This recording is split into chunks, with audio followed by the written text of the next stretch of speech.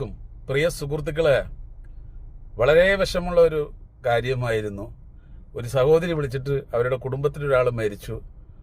Thrissur medical കോളേജിലാണ് body കിടക്കുന്നത്. Body കൊണ്ടുപോകാൻ ആംബുലൻസിനുള്ള പൈസ ഇല്ല എന്ന് പറഞ്ഞിട്ടാണ്.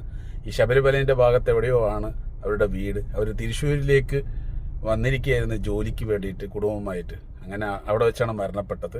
തൃശ്ശൂർ മെഡിക്കൽ കോളേജിൽ ബോഡി കിടക്കുന്നുണ്ട്. അതെങ്ങനെയെങ്കിലും അവരുടെ നാട്ടിലെത്തിക്കാൻ വേണ്ടിയിട്ട് ഒന്ന് സഹായിക്കണം പറഞ്ഞിട്ട് അങ്ങനെ നമ്മുടെ ഗ്രൂപ്പിൽ അവതരിപ്പിച്ചു. മാഷാ അല്ലാ, 1 മണിക്കൂർ പോലും ആയിട്ടില്ല. വളരെ പെട്ടെന്ന് തന്നെ അവർക്ക് വണ്ടിക്കുള്ള ചാർജ് നമ്മുടെ ഗ്രൂപ്പിലുള്ള ഒരുപാട് നന്മയുള്ള മനുഷ്യർ സഹായിച്ച് 2018 മുതൽ നമ്മുടെ ഗ്രൂപ്പിലുള്ള ആൾക്കാർ സഹായിക്കാൻ തുടങ്ങണം. മാഷാ അല്ലാ, എത്ര പ്രവാസികൾ, എത്ര ആൾക്കാരെ സഹായിച്ചു. തീർച്ചയായിട്ടും നമ്മളെല്ലാവരും ഒരുമിച്ച് നിന്ന് കഴിഞ്ഞാൽ ഇതുപോലെ ഒരുപാട് പ്രശ്നങ്ങൾ വരുന്ന ആൾക്കാരെ നമുക്ക് സഹായിക്കാൻ പറ്റും. പലതുള്ളി പെരുവെള്ളമാണ് പ്രിയ സുഹൃത്തുക്കളെ.